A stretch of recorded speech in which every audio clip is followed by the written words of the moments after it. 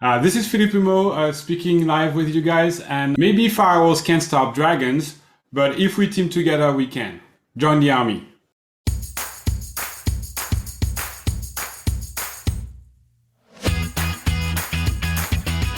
Hello, everybody. Welcome back to Firewalls Don't Stop Dragons. I'm your host, Kerry Parker. Today we have episode 281 for July 18th, 2022. And today we've got another great interview for you. I'll be talking to Philippe Humeau, who is the CEO of CrowdSec, who makes a really cool free and open source firewall. And so today we're actually going to talk about kind of network security 101, some basics and things that we don't talk about maybe enough. We'll talk about that little box that sits between you and the internet, and it's doing a lot of really important things that we often take for granted, including acting as a firewall. It's also got this function called network address translation, or NAT, that actually is another kind of great security by obscurity thing that hides or shields the devices in your home from potentially malicious or compromised devices out on the internet.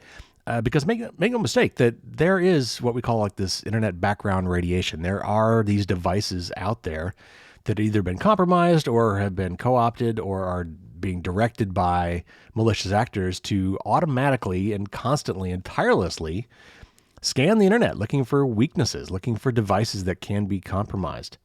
And so your router is basically all that stands between you and them, and it does a great job and a rather thankless job. So anyway, we're going to be talking about how all that works today, and then we're going to take it a step further. And the reason I'm talking today with the CEO of CrowdSec is they've got kind of an interesting new twist on this, and that is, so if my router is kind of detecting these attacks or probes from the internet, wouldn't it be cool if my router could talk to your router and say, hey, if you see this particular IP address come knocking, just ignore it. It's bad. Trust me. And what if we had hundreds, thousands, tens of thousands, millions of routers all doing the same? It would sort of be this kind of global network neighborhood watch thing, right? Where if there's these IP addresses that are obviously trying to get up to bad things, and enough of these routers who have been attacked or probed can say, hey, okay, this guy's obviously up to no good. Let's let everybody else know that if they see this IP address come around and try to make requests, that they should absolutely ignore them. That has a lot of power, and I think it's really interesting. So anyway, we're going to be talking about that today with the CEO of CrowdSec. Before we do, a couple quick notes. I did mention a couple weeks ago about this Firefox total cookie protection thing and how it had failed this third-party cookie test from Steve Gibson. And Steve Gibson's a really well-known security guy, and he has this tool on his website. Really cool tool. He's got several, actually, and this one is there to kind of figure out whether or not you're properly blocking third-party cookies. And he had said that, well, this Firefox tool doesn't seem to be working because it's failing my test. And I said at the time, one possibility is maybe the test isn't actually testing what we think it should be testing. Maybe the test is wrong. And I said, but that's probably not the case. Funny thing, turns out it's the test. And Steve on his show actually said so, and I updated my blog entry that was about this. So anyway, if you're curious, you can go to firewallsdon'tstopdragons.com and you can see an update there. But I basically just told you. His test basically wasn't testing for the thing that Firefox was blocking. So as far as we know, the total cookie protection is doing what it's supposed to be doing, and this test just wasn't able to validate that. In other news, DEF CON 30, the big hacking conference, is just around the corner. It's just over 3 weeks away, which, might not mean a lot to you guys. I will be going there. I will be reporting back from there, and we will definitely have a podcast or two about that, because there's always some really interesting things that show up there. I am working hard on my presentation. I'll be giving a presentation in the Crypto and Privacy Village there. I don't know what my time slot is yet, but I'm working on my presentation for that. I want to get that done well ahead of time. Don't want to be sweating that one. So I'll be trying to get that done in the next week or two. The Amulet of Entropy badges are selling well, as I knew they would, but there should be some left over. If you're going to DEF CON, you can go to the HackerBox's booth, and I'm sure you can buy one there. But it'd be a lot more fun to buy it ahead of time, so you can wear it at the con. Just go to amuletofentropy.com for all the information, or go to hackerboxes.com directly if you just want to buy one. All right, so that's enough of that. Let's get to our interview with Philippe Humeau.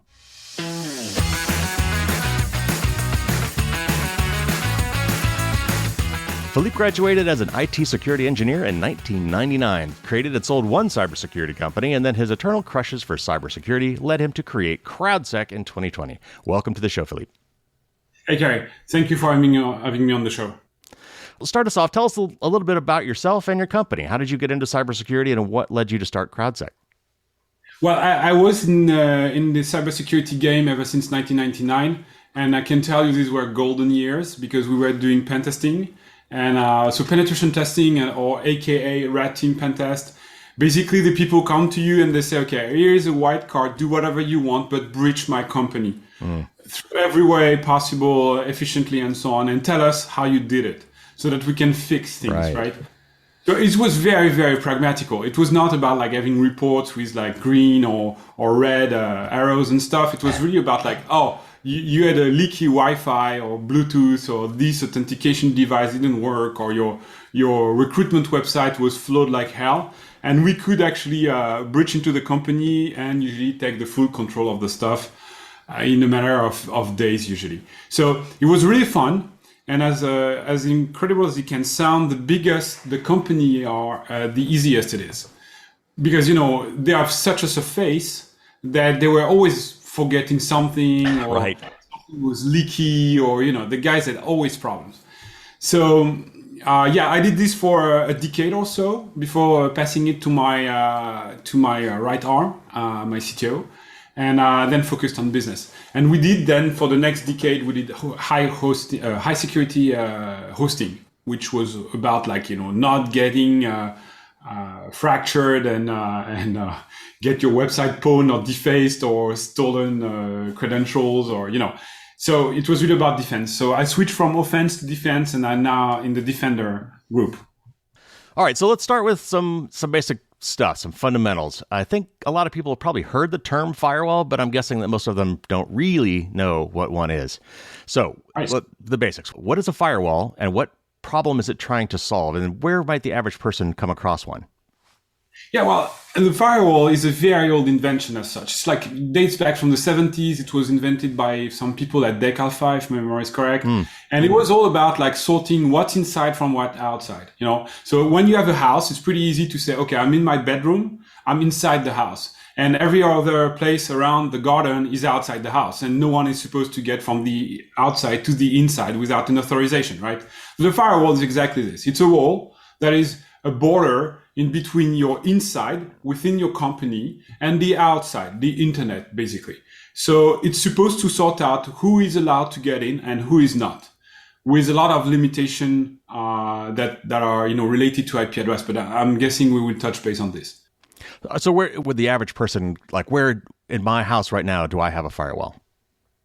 Yeah, likely. I mean, in your box, in your set-top box, or AID as we call it, it's your box that really connects you to the fiber or to DSL, to the internet. It has some sort of basic firewalling, right? It says this is inside, this is outside, and what's outside has to stay outside, except if inside is inviting it, basically, right? But the problem is with this logic is it's very static. Like, say if we compare it to a nightclub, we say we only let in people that have like sneakers and parked on the parking lot with a super classy car and have probably a lot of money in their pocket, are in their 30s, and so on and so forth. But that doesn't speak for the fact that they maybe had training in Syria about bombing last year, Okay, they still have the good car, they still have the sneakers, they still have the money, but they can be assholes. So how would you do that? How would you sort the thing, not based on the look of the thing, but based on the reputation of who they are really? And the problem with the firewall is this: you need it because you need to define, you need to draw a line in the sand on what's inside and what's outside. That's normal, but it's not enough. You mentioned one quick thing that I want to draw attention to, and that is not to let somebody in unless invited. So I've often compared a firewall to a one-way data valve, where when the requests are coming from inside going out, that's allowed, but the reverse is not true. Could you elaborate on that a little bit? Yeah, the diode paradox. Like in current or in electronic, we like to let the current flow from one pole to the other, but rarely would we want it to go backward, because it would fry everything. So the firewall is exactly this. It's a diode. It's supposed to let you get out of your house without any problem, get out from your network and go on the internet and grab resources you need to, surf, watch Netflix, buy stuff, whatever. But the thing is, Everything that is outside is not supposed to get in, except under special circumstances with proper credentials and proper authorization. Like, when you open the door to the Amazon delivery guy, you do it on purpose and deciding that you should do it because there's a reason of doing it. But the Amazon delivery guy is not supposed to step into your garden without being invited. It's exactly what the firewall is supposed to feel as a role. Gotcha. Okay. So we all take the firewall for granted because it's in our routers almost surely. Almost all modern routers have it, as you said. But also many computers have software firewalls built in them as well. Why might I want to use both? Yeah, actually, your Mackie, your PC, your laptop, your whatever Linux or BSD you're using on a daily basis, they all have a firewall integrated at the lowest level. It's a default function of any machine nowadays. So they do this, but they do this in a very simplistic way. Because the real problem behind it is you cannot possibly block the user from doing what he's willing to do, right? So this is why we have a net that is with very wide squares. It doesn't filter harshly whatever is supposed to pass by in and out. It filters broadly, right? If you compare this to water, it would catch maybe the rocks, but barely the sand and clearly not the dust. And the problem is most of the attacks we have now are trying to trick you into getting from the inside to the outside by yourself. This is what we call phishing, for example. So phishing is something about like trying to trap people into thinking it's their bank account, it's their bank writing an email to them, or they can be trained in whatever for free, or they get poker chip or whatever, They send you these kind of emails and hoping that you would click on the button and follow the link. And then what happens is this connection comes from the inside of the network, from your will to the outside of the network. So it's allowed. As such, it doesn't have to be filtered. And by the way, a joke for the most technical people around the audience. Do you know how to phish a CISO? Right? CISO are cybersecurity officers in the company. They're the guardians somehow. They are supposed to make sure that no one makes a mistake. So in the first place, they are not supposed to do mistakes themselves, right?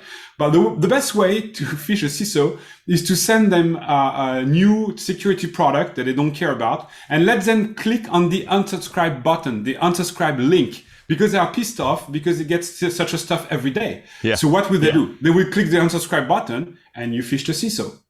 So phishing is a typical attack that goes from the outside to your inbox and from your action from the inside to the outside. And that's complicated to deal with. Another thing you can think about is if someone is infected by a malware outside of your house or your network or your LAN or your company and brings a laptop or the device at the company. Then the malware is already inside the device. So when it comes from getting from the inside to the outside, it's very lousily filtered not to provoke any false positive or any user limitation, Right. I've often heard that described as the, I think it's like the M&M defense, like it's crunchy on the outside and soft on the inside, where, and this was a philosophy where the corporate network used to be really tight at the very border, but then once you were inside, it was a free-for-all. And I think that's kind of another reason why we might want to have firewalls on our devices as well, because the call might be coming from inside the house, right? Right, as the classic thing goes, right? It's super old as an attack technique. Like, look, the Trojan horse. I mean, the literal Trojan horse, the horse made out of wood that was sent inside the walls of the city with soldiers inside. It's typical from a thinking that dates back from 2,000 years ago already. I mean, we're just reinventing and reinventing the same thing again and again. But so each device should be able to defend itself because also it's not always within the perimeter of security. I'm thinking here with roaming devices like laptops, like mobile. Your mobile has a firewall as well. So it's really important that they are protected, even though it's not enough to grant a full safety for them. I want to ask one technical question because it comes up a lot when people are looking at their routers, and that is this notion of UPnP, Universal Plug and Play. And explain to us what that is and what the security risks are around UPnP. Yeah, so UPnP comes from the same thinking that is like, let not piss off the user, right? So if they can't access the internet or if they can't play their favorite game because the firewall is doing its job, basically, what they will tend to do is deactivate the firewall, which is even a worse situation, Right. So In order to avoid that and make it a bit flexible, a protocol was created to poke holes on the fly in the firewall. So it's like if you want to see outside and you drill a hole in your wall just to be able to see outside. That's okay, that's correct, because mostly the wall is still intact, but it's still a hole. So say if someone can shoot through the hole, you take a headshot. It's not cool, right? So it has to be a sniper, okay? It's hard to do, but the more holes you're poking into your firewalls, the more holes you're poking into your fences, the more you're likely to take a goal, right? And so Right. PNP is made for this, is to poke holes on the fly when it's needed. Like, let's say you have a game, and this game wants to connect outside with other friends, right? And they need to connect back to the inside of your network. Then you are the one initiating the conversation, and the firewall takes for granted that the people that are replying to you are implicitly accepted because you were the one speaking first. So the problem with security is when you do absolute security, people do not buy it. They are upset, and usually it breaks the business or their use case, and they tend to deactivate everything. So UPnP is a lesser evil. One other aspect that comes with routers that actually has another kind of a side effect of being a security, more like security by obscurity, is something called network address translation. And that's another function that is it's kind of bound with the same thinking. Can you explain to us a little bit what NAT is and how it might play a role in protecting us? Yeah, so first of all, kudos to the guy that invented the TCP/IP protocol back in the days, in the 70s, because they were actually thinking, okay, let's connect tens of thousands of machines together. That would be awesome. Yeah, that would be awesome. Let's take another beer. Okay, let's create a great protocol that would overachieve this. Okay, let's do this. So the IP, the protocol IP, TCP/IP comes from here, right? And the thing is, this stuff was so resilient, so well thought through that it held until 2022 and going on. So what was supposed to be tens of thousands of machines actually is 10 billions of machines. And the same protocol is still powering it. So, but there are some few loopholes, let's say. So since we don't have enough IP addresses for all of the devices, it reminds me of this Microsoft quote from Bill Gates saying like 655 or 64 kilobyte of RAM should be enough for everybody. Right. Well, buddy, let's say it was right for 2 years, not more than that. So this stuff held through, but we need now like tens of billions of devices to be online to potentially interact together over the internet. And we don't have tens of billions of addresses. We have something like 3.2 billion addresses in IPv4, the mostly vastly used format nowadays. So since we cannot have like one per device, what we do is we use one IP for several devices. This is what we call NAT, network address translation. So say your phone, for example, is a great example. So your phone is connected to this kind of towers, 4G, for example. And you are probably 10,000 people in a residential area using the same tower. This tower has 100 IPs or something, or 200 maybe, right? It doesn't have 10,000 of them. So if all the devices are connected together at the same time and they want to go over the internet, what the device is doing, what the tower is doing is granting you one address and one port on the fly just for you to get your answer, and then it forgets it. And it will give you the same IP address or maybe another one with another combination of address and port to be able to cope with the number of machines you have. So in a corporate network, for example, mostly you need some few IP addresses. One is most of the time enough, actually, to cover the needs of tens of thousands of users. And the firewall and the proxy and some other machines are dealing with this address translation. They say, okay, this packet is for Bob, this packet is for Alice, this packet is for Jan. And that's fine. It works pretty well, but it's not so easy. A lot of things are not working properly with NAT. And sometimes when you block a NAT IP address, you block a lot of people behind it. The analogy I always like is kind of thinking like either a big corporation or maybe like a campus, a college campus, where you can send a package to, Carrie at Cisco, and then it's up to Cisco to figure out where Carrie's desk is, right? You don't send it to my desk, you send it to Cisco, and Cisco knows where I am. So that Cisco does the network address translation in that Cisco has one big address where everything is sent to. But then when it comes there, the post office within Cisco says, okay, well, I know where Carrie sits. Let me take it to Carrie, right? It's security by obscurity in that somebody knows I work at Cisco, but they don't know what building and floor and desk I sit at. Yeah, no, absolutely. I mean, this is really what it's a table. It's a routing table. Like I connected A to B. So when B is going to send back a packet, I have to send it back to A. And I got to keep the context, because at the same time, C talked to me at the same time as A, and C wants to talk to D. So I have to remember that D talks to C and B talks to A, and not, mix it up in any way. It's those machines have a heavy work to do, and there are ways for hackers, for cyber criminals, potentially to get around those type of devices and security. All right, so now I got to call you. So you just made the distinction between cybersecurity and hackers, and I know where you're going with that, but I want you to explain why you made that distinction. Yeah, hackers, it's more of a noble world. Actually, it's a very noble word. It's something that defines someone that thinks differently and can do stuff that you do not expect them to do. It doesn't have to relate specifically to IT, by the way. You can do hacking in cooking. You can do hacking famously. The hackers love to do lockpicking because it's also a brain training, stuff like that. Cyber criminals, though, are really criminals. There are people that are liable in front of a tribunal for things that are forbidden by the law. So this is why we make in the IT space a differentiation between hackers and cyber criminals. Right. It's like life hacks, right? When someone says, I've got a life hack, that's like, oh, that's a cool thing. To explain the life hack. It's because somebody thought about something long enough and realized a unique way to do something that other people hadn't figured out, and it was really clever. And that's not a bad thing. It's a hack. That's what exactly. Okay, so I don't know how true this is, but I think it is because I've actually seen cybersecurity sites with data on this. But I read somewhere a long time ago that a freshly booted Windows PC would be subverted within minutes if connected directly to the public internet. In other words, not behind a router or a firewall.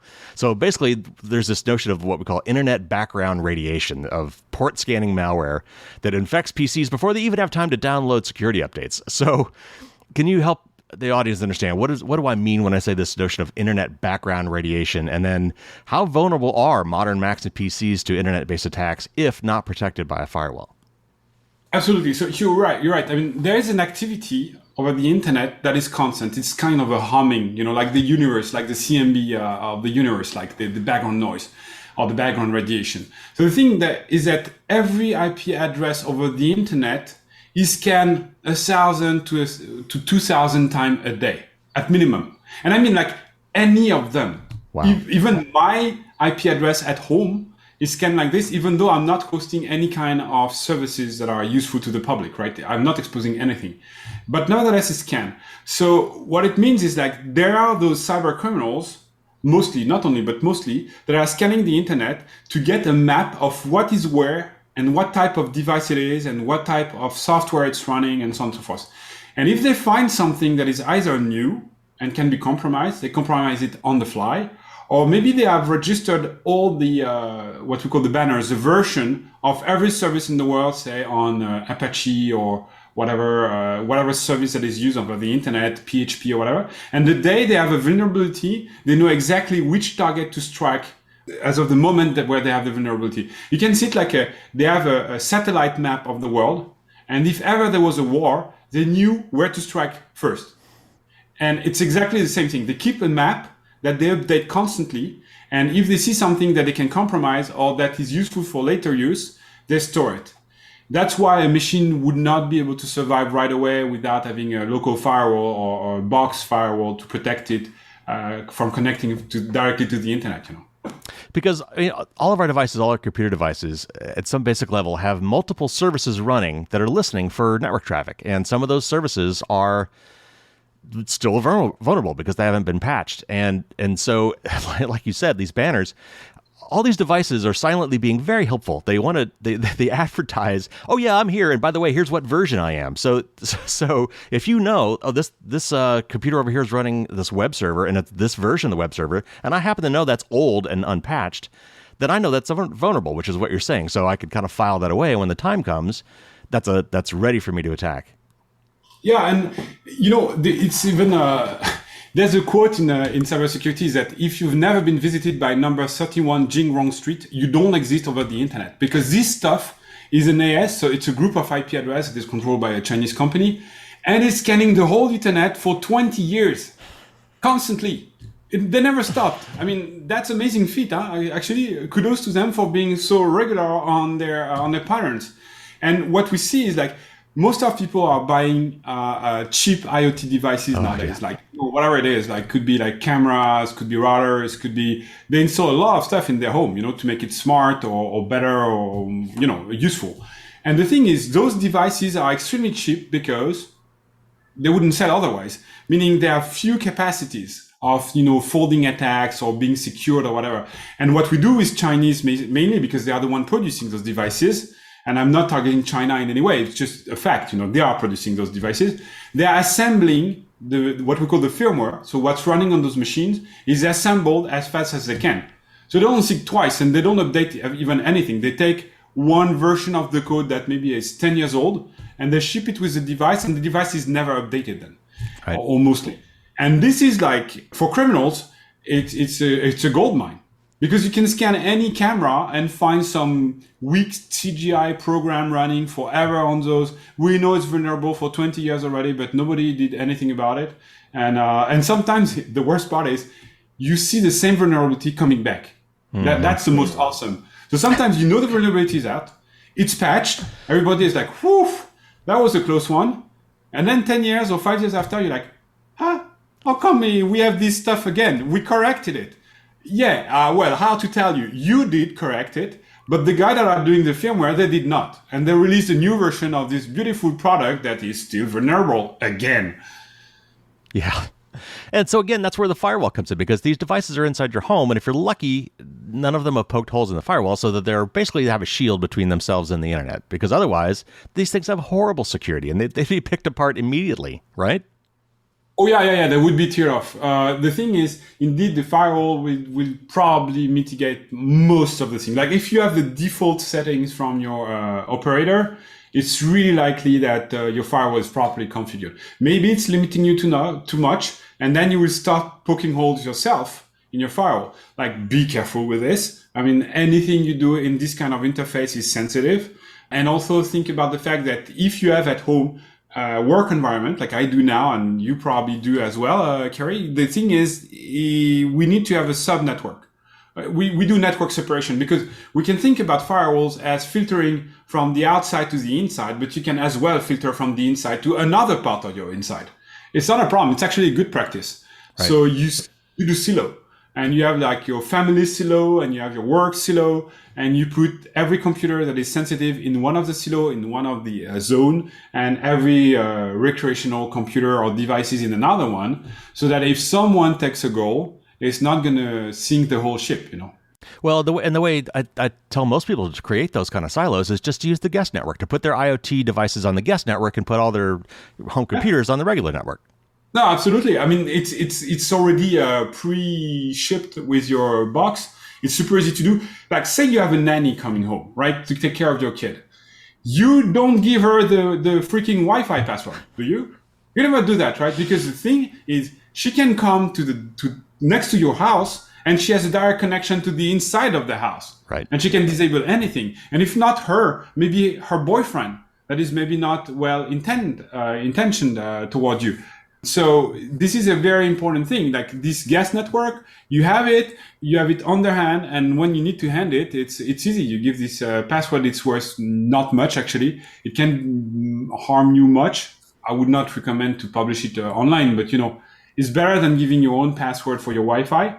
And store everything that is untrustable, not trustable in this kind of zone. It's a good safety. For example, all my IoT device at home, kind of like a Sonos or a connected Wayscale or a smart home or whatever, they are in a zone where I don't trust them. So if they are ever compromised, or if Sonos get compromised itself, it will not bounce back to my network.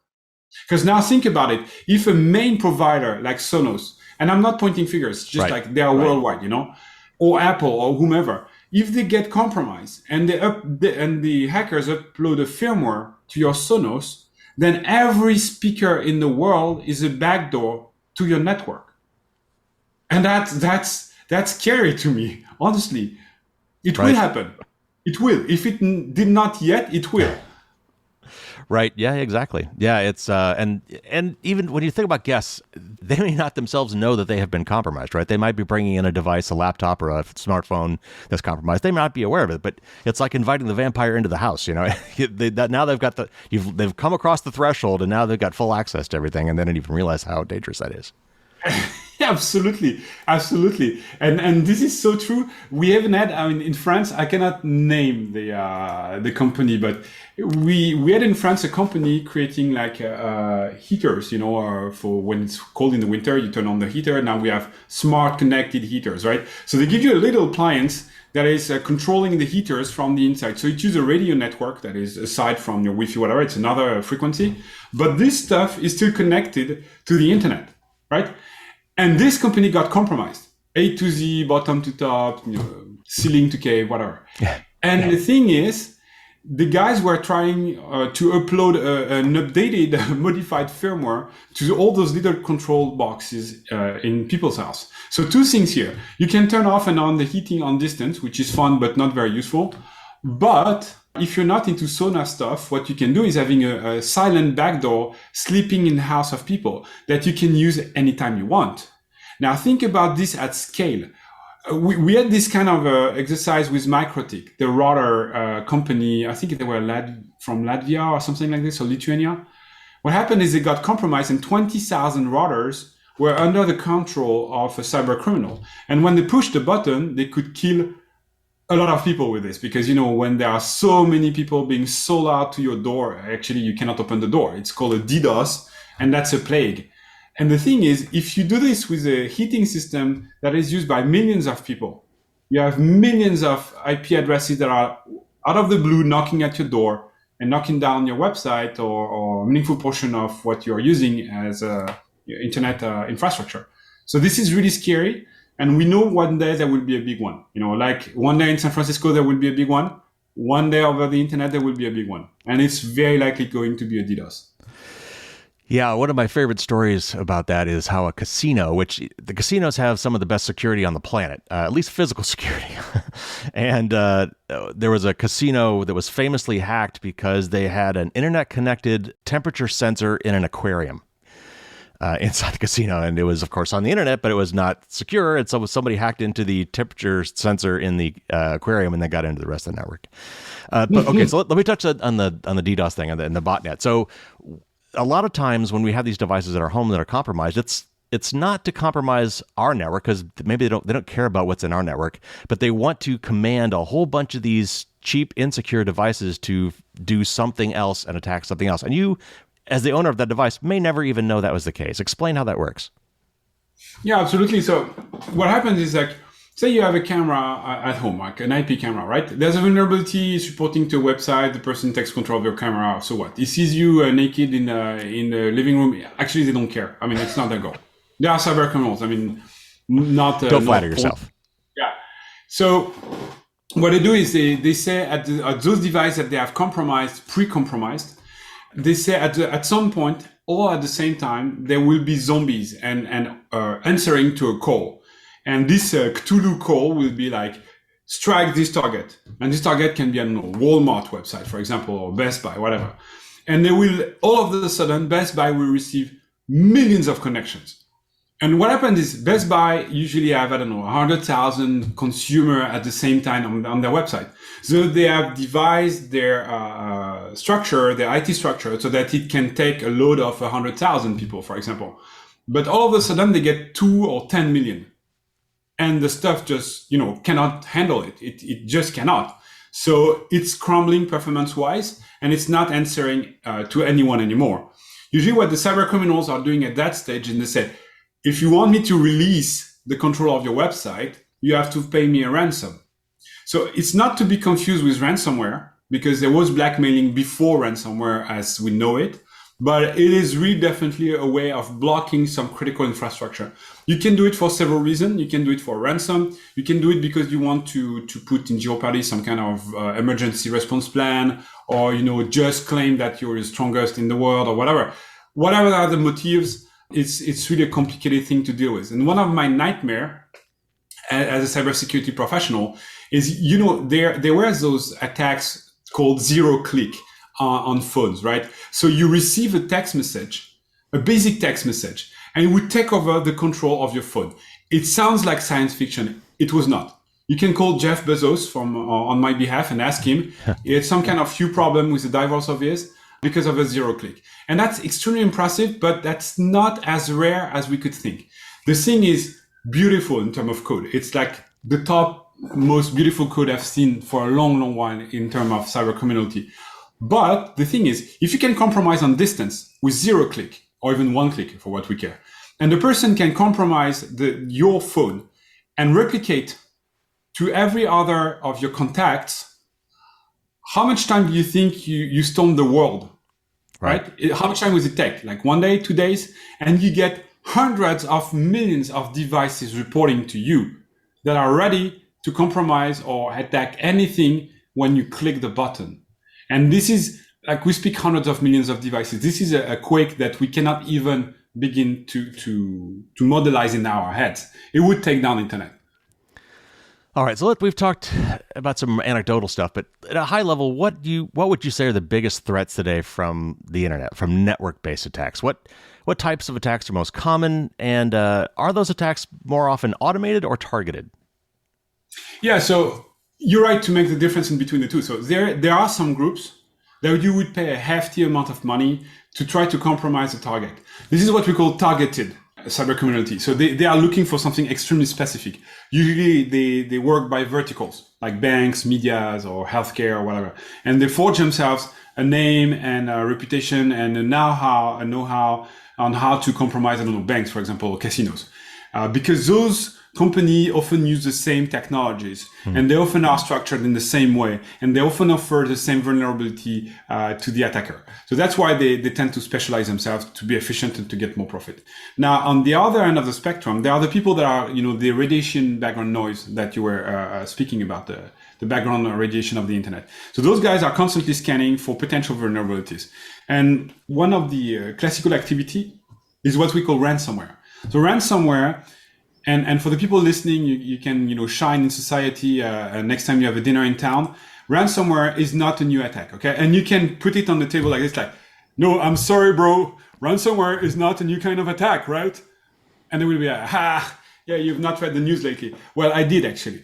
And the thing is, it's not a new kind of attack. It's a new monetization vector, which is entirely different. Actually, they are still using the same kind of attacks they were using back in 10 years ago, 20 years ago for the most part, but they are industrializing it. And once they compromise you, they make you pay your technical debt at the highest possible price. So the classical vectors for those guys are phishing, like very efficient and more convoluted than it ever was in the past. Sometimes you look at the mail and you're like, really? That's so well done. I could really click it myself being a cybersecurity specialist, which is scary, So to avoid this, just to give you a quick tip here, to avoid this, have procedures that are clearly spelled with your employees or your colleagues. Like if I instruct you to do something, make a counter call, physical call, or come to my office to double check it's me. You will never be blamed for that. You will be blamed for doing it blindly without thinking twice. The second big part we have is vulnerability. So if, like we told before, like if something is exposing a dangerous service, a vulnerable service over the internet, they will find the vulnerability, breach in, and potentially propagate within the network and do what we call lateral move and eventually trigger a ransomware attack and whatever. And another one is credential brute force. Famously, very likely one was SolarWinds. It's a big attack that took place last year, I think, early last year. And it was about, they guessed the FTP password. So it's a file exchange protocol. They guessed what was the password, and they could upload things to this FTP server, and they compromising directly tons of other companies that were relying on SolarWinds, right? So it's credential brute force is a bit is tricky, but it's super easy to industrialize. Regarding the vulnerabilities, I forgot to give you an example, but we had last year on the 12th of December Log4j. That was an earthquake on the internet because every bank is using Java, more or less. Every telecom operator and this industrial partner is using Java, more or less. And this was a vast breach that touched tons of thousands of businesses. So you could remotely trigger it. So the day before you were secure, the day after you were at risk. So this kind of stuff are extremely scary. We have a scale that is called CVE. It's kind of the scale of, if you compare it to earthquake, it's kind of, what's the name already? And Richter scale. Richter scale. It's a Richter scale of cybersecurity. So CVE, when you rank 10, there's nothing worse, So this one ranked 10 out of 10. So people knew who was using Java, in which context, and could trigger instantly attacks as soon as they knew there was a vulnerability. Another one is obviously plugging USB devices that accounts for 1 or 2% directly on the machine.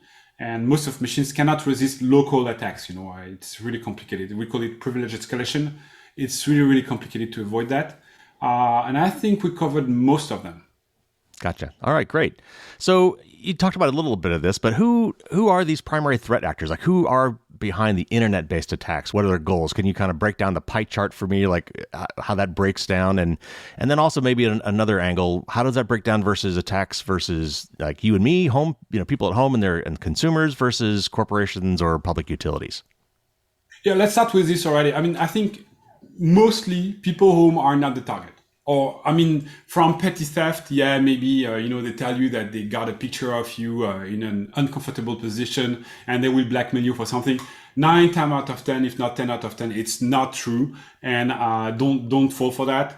Not the biggest part of the iceberg by a long mile. So usually when they compromise you at home, they use your resources without you knowing, but they rarely directly target you. It could happen, but it's not the biggest use case. What we see a lot is those ransomware groups lately. They are the one making the most damages to the economy. A lot of them are state related or state covered. Let's put it like this. So if we take the Russians, they are state covered. Like County. We all know this group. It's super famous. It had problems lately, but it's still very active. So County does ransomware. They are extremely good at it. And they are targeting companies. Sometimes they buy credentials directly to your employees or to your subcontractors. A real plague, this one, because it's real credentials, so it's really hard to fight this one. They go into your company, cipher everything, and ask you for a ransom. We know they are very close to the government, or actually the government, is closing the eyes on whatever is happening on these activities. So I don't know if they are directly sponsored, but they are covered. Let's put it. Extremely efficient because the Russians are very good at that. They have done that for a long, long while, and they have this mindset for it. They are mathematicians. They are very well educated. So globally, they are very good at that. We have also other states to name it, North Korea. Most of the finances of North Korea is maybe not most, but a vast part of the resources of North Korea is coming from hack. So the cyber community is institutional. They have an official army internally, and they are playing hackers super well to breach into other places. They are behind attacks on central banks, for example, in Bangladesh, I think, and other places. They have subverted a lot of bitcoins and cryptocurrencies from all over the place. Well, they are trying to finance themselves, but it's really state-sponsored. China has another approach to this. They have an official army, where Russia is telling you, really? Oh, we didn't know about that. China is doing, really? Well, we don't give a shit. Deal with it.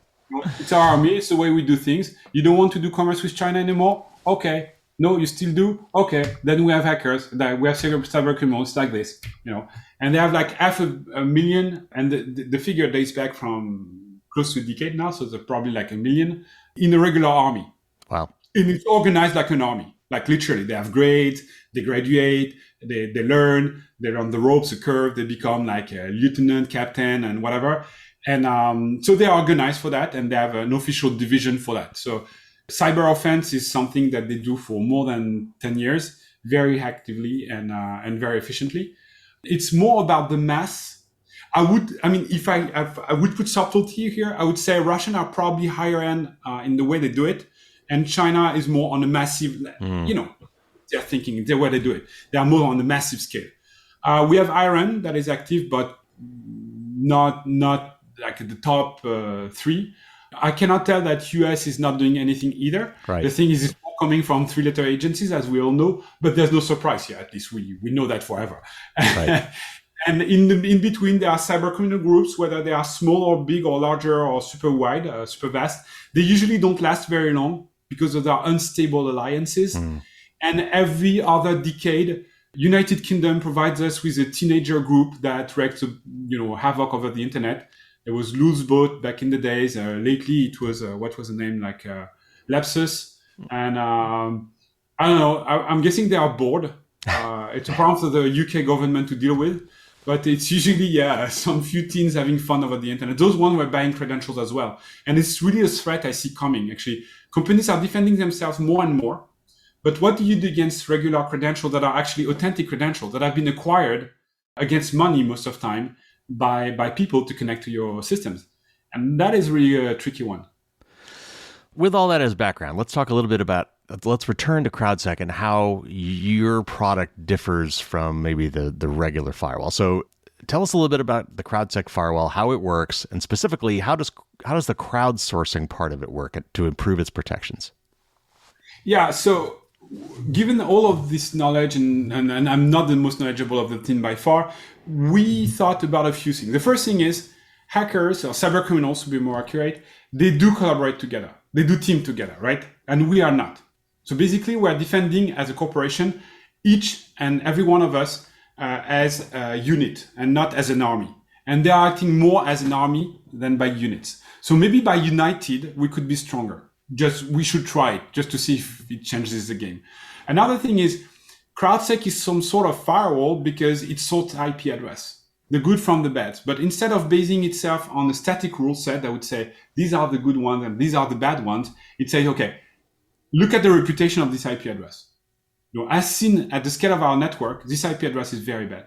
We highly advise you not to host it or not to accept any connection with it. And the way we do it is by asserting this reputation on a large scale. So everyone in CrowdSec community is running what we call an agent. This agent is reading your logs of whatever you feed him with. It can be any kind of logs. And when it sees a pattern of a bad behavior, it will block the connection and the IP address behind it. And it does it in a way like if you fail your password 5 times, it's maybe because you don't have your password and you're doing password brute force. Maybe you have like $0.1 transaction on your website, whereas your average cart usually is $30, meaning he's not really buying something. He's trying to validate credit card numbers. Maybe he's scanning a lot of ports or a lot of URLs on your website. And you have a lot of errors. All of this speaks for problems, right? There is something fishy here. So we block this. It's a behavior, really. It's not a signature. It's not a hash. And we block an IP address and not a domain name because there's an infinite number of domain names. You can create one on your own and add whatever number behind it and create infinite numbers of domain names. And as we spoke before, there are only 3.2 billion public IP addresses in IPv4 space, meaning, and we also deal with IPv6, but it's an entirely other conversation as such. So I will speak on it, but don't worry, it's covered. So we block IP addresses and we create a shortage for the bad guys, for the cyber criminals, because they are using those IP addresses, like we spoke before, for doing DDoS, for doing ransomware, for doing control systems of a vast zombie network. They are using it to do credential brute force. They're using it to auto-buy and auto-sell stuff and so on, stuff like that. So as soon as we burn IP addresses, we are shrinking the pool of resources they can use to aggress people of goodwill, over the internet. So it's a community that you can see like a sort of IT immune system or internet neighborhood watch, something like this, a ways of firewalls, something that is crowdsourced. And the reason behind the crowdsource is that we think that by having a lot of people partaking into the network, we can detect faster, obviously. We can detect on a larger scale than it was ever done before and see more different threats. And making it free, we make it also super easy for people to integrate their own scenarios of threats they are looking for, because we don't think we have identified them all. So any new scenario is reinforcing the community. And when we see an IP address at one place being aggressive, and at a second place being aggressive, at a third place being aggressive, then it's not a behavior anymore. It's a reputation. If I take back the example of this queue at the entrance of the nightclub, if I'm drunk, it's a bad behavior, right? But if I'm sober, but the bouncer knows that I'm drunk every other day in every other club in the city, It's a reputation. And I won't make it into the club either. This is exactly what CrowdSec is doing. It's looking at your behavior and it's looking at your reputation when you're an IP address trying to connect. And if you don't comply, or if you have bad reputation or bad behavior, you're blocked. All right, so 2 follow-up questions on that. So first of all, how quickly do your agents share their information? Because obviously internet attacks, if I'm an internet attacker and I've got a botnet and I'm basically going door to door, trying to get in and finding these vulnerabilities or whatever bad behavior I'm up to, it's already automated and it's happening quickly. How quickly can your agents share that information to start blocking that information? And second, you mentioned it was free. So I've got to ask, because you said it was free, how do you make money on a free product? All right. So for the first part, the thing is we have some sort of a concept of pressure. Let's explain it like this. It's a network pressure. So our network, as soon as it sees the attack, says, okay, let's put a bit of pressure on this IP address, and a bit more, and a bit more, and a bit more. And if we have enough sightings in a certain amount of time, then the pressure will be so large on this IP address that it will make it to the block list. And the block list is broadcasted every 5 minutes.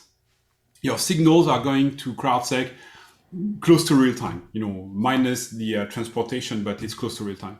So if you speak, the fastest we can react is in 5 minutes. Now it would be an extremely loud IP address that would be very aggressive and very visible. Now the threshold to avoid false positive, to avoid broadcasting a false IP address on false sightings, or to avoid broadcasting some poisoning, like someone tricking me into thinking that Kerry's address is bad. It's not true. It's a competitor of yours, for example.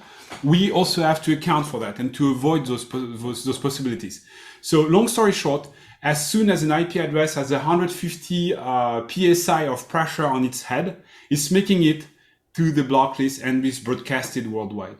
So this is what we call the consensus mechanism. And the consensus is literally the whole network agreeing together.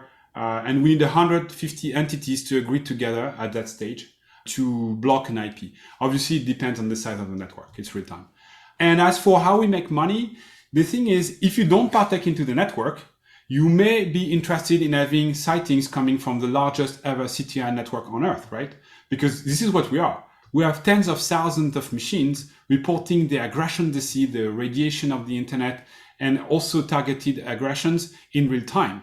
So that is an extremely valuable information. Now, if you say you're JP Morgan, maybe you're not allowed to use a product for whatever reason, or it's long-term on your roadmap, or you cannot deploy something before 6 months, or you have constraints and you cannot share signals, whatever there's a reason, or just you have money and you prefer to buy them. Well, this is a good reason to go for the professional or enterprise plan and get those signals without sharing anything. The other thing is we have a retention time for this aggression you saw, and we provide you with a beautiful console to tell you who aggressed you, why, when, in what context, with what kind of attack. You have 7 days for free. If you want 1 month, it's a professional plan. And if you want 1 year, which is the usual regulation that most companies have to conform to, you have to pay for an enterprise plan. All right, so I've used CrowdSec. Actually, I've got some little VPS systems, some small, Linode and DigitalOcean droplets that I run out there, and that's where I first ran across CrowdSec, and I use it on that. But for the average user at home, how might they use it? Because a lot of routers come with their own firewall and don't really have a way for you to override that. So I know you can install custom firmware on some of these, but are there any actual production routers today I could buy off the shelf that either use CrowdSec or would allow me to install CrowdSec?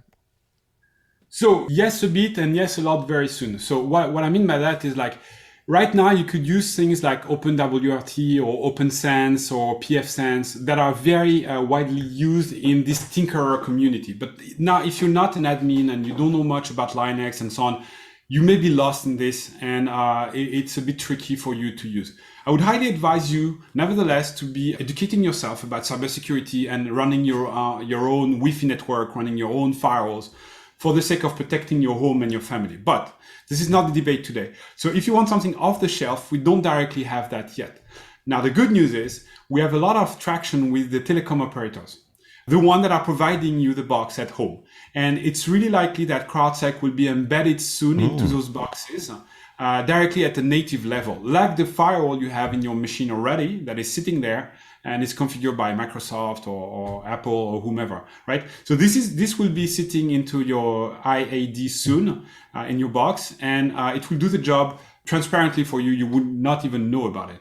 And the cool thing is, for the operator, it makes a lot of sense because they have a lot of regulation that they have to comply with, like for IPTV, for example, like preventing you from going on pirated IPTV stuff. It's not that we are after it, but they're asking it a lot lately because the regulations are really tighter on that. There is a real crackdown. Also, they don't want your machine at home to serve in a botnet, in a zombie network like we described before. So it's in their own interest not to waste resources carrying packets that are not really legitimate. And they also want to have a view of what's happening over the network, if they get attacked, where from, how. If their users are changing behavior, it's maybe not their users that are changing behavior, it's maybe because they are compromised. Like if your granny has something and she misclick on the link and her browser is completely compromised and controlled by a cyber criminal, Granny can't do anything about it, and she doesn't even know about it in the first place. That doesn't mean we cannot protect her anyway. All right. Last question before we go, and that is, just generally speaking, where do you see things going? Are things getting better or getting worse? And do you have any quick tips besides the ones we've already talked about that you might recommend that people do to help protect their home networks? Sure. So regarding where we're heading, I mean, we rely more and more over the internet constantly at home, at work, for everything. Like, we cannot be disconnected anymore. We are digital animals, period. You know, Darwinism made it so that if you want to be competitive in your life, in what you do and have fun and so on, you have to be digital. So I'm not seeing this shrink anytime soon. So it means that the surface of exposure of the businesses and the people is going to expand constantly and tremendously over the next centuries.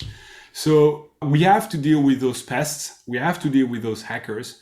What we can do is close the door to 95, 98% of them already. You know, like take out all the radiation noise and all the groups that are averagely skilled. Now, if you tell me, will we deal one day with those snipers that can make a headshot 3,000 meters away? No, it's not something you can even begin to think doable, you know. But it's not the main problem because those guys are very, very, very few. They're active for a very short time span because they make a lot of money and they don't want to be caught one day by the FBI, who is very active in this field. So they usually disappear quickly, and they are very few. So they are not a plague as such. They are a big problem, but for very large corporations that can deal with them. So this is where I'm seeing the thing heading. Besides, if you saw this Player One movie, I mean, it's Ready Player One, it wouldn't be the first time that we see the future through the eyes of Spielberg. And I think is extremely accurate in this. I don't know if the future is that grim, but what I know for sure is we will be connected constantly. And we need to protect this as an asset for our health, for our home, for our work, for everything. So it's critical. There's a lot of people thinking about it. I'm just one of many trying to solve the problem. We do it in a different way by using the crowd. I don't know if we will be right or wrong in the end, but we can help. And a lot of people are trying to help. And I'm sorry because I forgot the second part of the question. Yeah, what are your top tips when someone, your family or a neighbor says, "Hey, how do I protect my network?" What do you tell them? Yeah, so sure. The first thing to do, like, is isolate. Like we told before, like having two different networks, like guest network, home network, work network. You know, you can have a Wi-Fi for $100 running at your home and doing extremely good job, probably better than your router, and protecting you. So really think about it. It's not a big investment, and it could protect you from really big problems. The other thing is, like, we'll never tell it enough. Passwords are key, people, and you have to rotate them and you have to learn them and you have to use a password wallet. A password wallet will help you have random passwords, stuff that are impossible to guess, right? And store them. So now we all know it's not practical constantly, and some password you need to remember. So use phrases, right? You will remember a phrase, but you will not remember a password, most of the time, a complicated password. So do something like, I love Rolling Stones, right? That's fine. I mean, come on, find something of your own, obviously, but that's fine. You will never forget that one, never, ever. And it's super complicated to guess for a computer. It's close to impossible. So take 3 words of stuff you like, assemble them, put, I don't know, underscore, exclamation mark, or dash in between them, and you have a strong password, for God's sake, that nobody will ever guess. and that you will never forget, which is also important, right? And don't worry about forgetting your password, because 9 out of 10, you can recover them, right?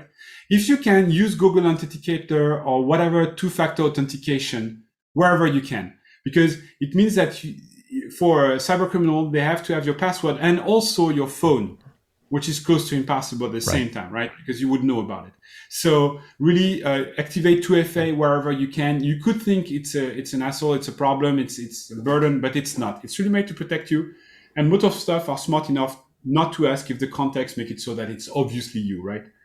Also, never, ever, ever, ever trust the sender of an email, right? Because I can send you tomorrow an email from neil@strong@moon.com and it's not Neil. Spoiler alert, right? It's me. So the protocol make it so that they don't have to check who is sending. So it's really just a declaration. So if I tell you I'm Queen Elizabeth II, and you trust that I'm Queen Elizabeth II, you are the one in trouble. I'm not. Okay? So that's really important. And if something is fishy, looks wrong, or there's a sense of urgency in the message, like do this fast, otherwise, like I've got compromising picture of you naked in the bath, whatever, send me a Bitcoin or I will broadcast it. Well, first of all, you're not that bad looking. If they broadcast you, you're just one among a billion. Welcome to the show.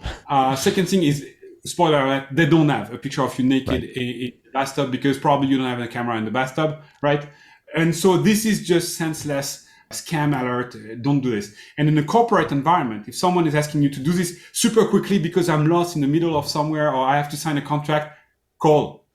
Even if he's your boss, call and double check. It costs nothing. You will be caught at fault not doing it. You will never be blamed for doing it, right? So double check whatever makes no sense or seems like an urgency that is not one, or someone contacting you through a channel that they usually don't use, for example. Philippe, that was great advice. Thanks so much for talking to us and explaining firewalls to us. That was my pleasure, Kerry. And if they don't protect from dragons, maybe they will protect from hackers. Oh. Thanks again.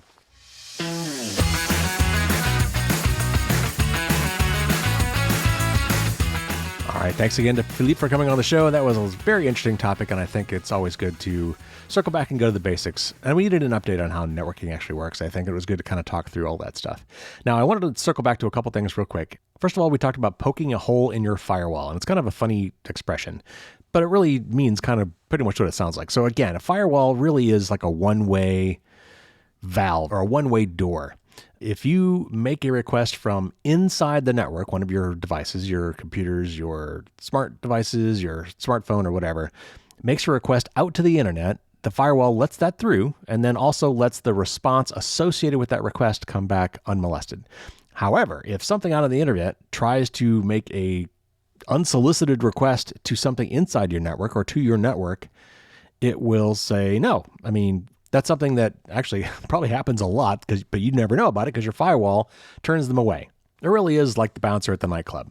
Now, there are situations, and this isn't terribly common, but there are situations, and gaming is maybe one of the more common ones, where you might want something in your network, some device, maybe your game console or your PC, if you're doing some network gaming kind of thing, if you want it to be able to receive incoming requests from certain other devices.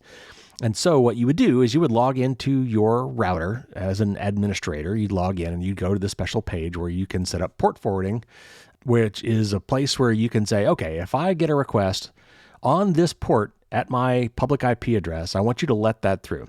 If it's of a certain type of request, I want you to let that through. And when you do let that through, I want you to forward it to this device.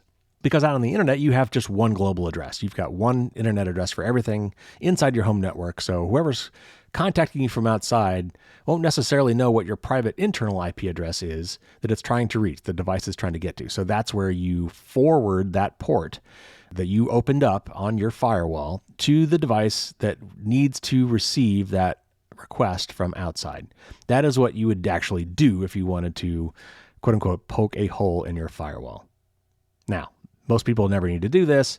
And in fact, most people should not be doing this. We don't want any chinks in the armor. We don't want anybody sniping through that hole to try to get inside our network and get up to some mischief. Now, he also talked about subnets, or he also called them silos. And the most simple version of this really is, again, your guest network versus your regular network. And that is a partition within your home network that says, okay, all these devices over here can talk to each other and talk to the internet, but they can't talk to your other devices on your home network over there. And how they implement this might be different depending on different routers, but it's basically a silo or potentially a subnet, which is a very specific way of doing this. But it segregates your home network. And you really should be using this for a couple things. First of all, you should absolutely, anytime you have a guest over, they should be using your guest network because they may have compromised devices. They might not even know that their devices are compromised. But if they just need to get to the internet, fine, put them on the guest network and they will have access to the internet. But their devices, crucially, will not be able to talk to any other devices on your regular home network. Now, you also, if possible, want to put your IoT or your Internet of Things devices on your guest network as well. These are cheap products, relatively speaking. They don't spend a lot of money on security. A lot of them have horrible security. A lot of them have vulnerabilities that will never get patched. And so you really want to keep those kind of vulnerable, insecure devices off on their own and in their own corral, in their own silo, in their own sandbox. And the best way to do that is just to put them on your guest network. Almost every modern Wi-Fi router today has the ability to turn on a guest network. It's not on by default usually, so you'll have to log into your router to set this up, but then you absolutely should be putting as many of your Internet of Things devices on there as possible. And I qualify that because some devices, there will be some Internet of Things devices, perhaps like maybe a Roku device or a streaming device, where you might need to have your smartphone control it directly. And to do that, they have to be on the same network usually. Not always, but usually. So if it's something that you kind of constantly need to be interacting with from an iPad or an iPhone or your computer or your laptop, then you're probably, unfortunately, going to want to keep it all on the same network, which means keeping it on your main network.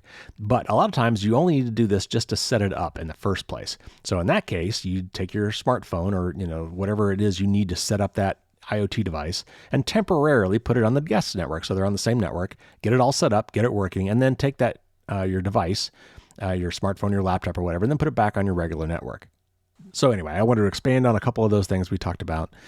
Now, there's something else I wanted to bring up too, and that is that quote always attributed to Bill Gates. And he supposedly, back in the early 80s at some conference or something, said that 640K of RAM ought to be enough for anybody. Now, he denies that he said this, and I actually went looking because I was curious, and there really is no solid attribution of that quote to him. So maybe he said it, maybe he didn't. Honestly, when he said it, he probably didn't mean like for all time. Like I'm sure he wasn't meaning that 640K of RAM will always be enough for any computer till the end of time. So anyway, in his defense, that's my guess of what he meant if he did say it. And it's not altogether sure that he did say that. And likewise, by the way, James Cagney apparently never said, "You dirty rat," ever. Never put those three words right next to each other. And all the movies he did, even though that is always attributed to him. Like that's the most famous quote when someone talks about James Cagney, they'll whip out, "You dirty rat." Apparently never said that. Just like Humphrey Bogart never said, "Play it again, Sam," in Casablanca. It's not there. Ilsa at one point says, "Play it, Sam." There are things close to that, but Humphrey Bogart never said, "Play it again, Sam." All right, one more thing before we go on networking. Sometimes you actually might want a reverse firewall. And by that, I mean, you might want to block calls going out. Not all, but some. And maybe you've got an app that you're going to install that you're afraid is going to be uploading a lot of telemetry, for example. In other words, a lot of personally identifiable information that you don't want it to do, and yet you still want to use it. So there used to be an app on Mac called Little Snitch that was like this. I think it's still around. But there's another one called Lulu that's free from a guy named Patrick Wardle, who I've had on the show before. Great guy. Mac security researcher who creates these really cool Mac tools. And he's got a website called objective-c.org. That's objective-see.org with some great free tools there. Lulu is one of them. Lulu is a reverse firewall. And if you install it, you will quickly see that as soon as you install a new app, it immediately tries to phone home. And Lulu will pop up and say, "Hey, this app is trying to talk. Do you want to let it happen?" And you can say yes temporarily or yes always or no. Now, again, they're probably looking for updates, so you probably want to let that happen. So anyway, it's more of interesting if you want to kind of keep tabs on what your apps are doing and see that apps really are phoning home all the time. Again, often probably just looking for updates, but maybe they are sending personal information about you on a periodic basis as well. And give CrowdSec a try.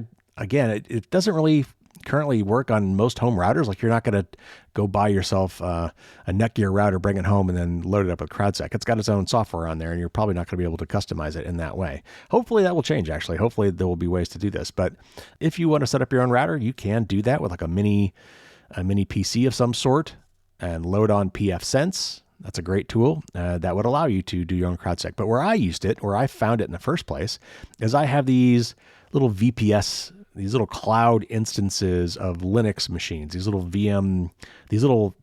tiny underpowered Linux boxes, underpowered only because I'm not paying a lot of money for them, because they don't need to do much, Linux instances that live out in the cloud. And I want them to be protected from this internet background radiation. So you install CrowdSec, which will kind of monitor things, but then you have to actually install some bouncers as well. And believe it or not, that's what they're called. So this whole analogy that Philippe brought out about nightclubs is not just any old off-the-cuff analogy. That's really the terminology that the tool uses.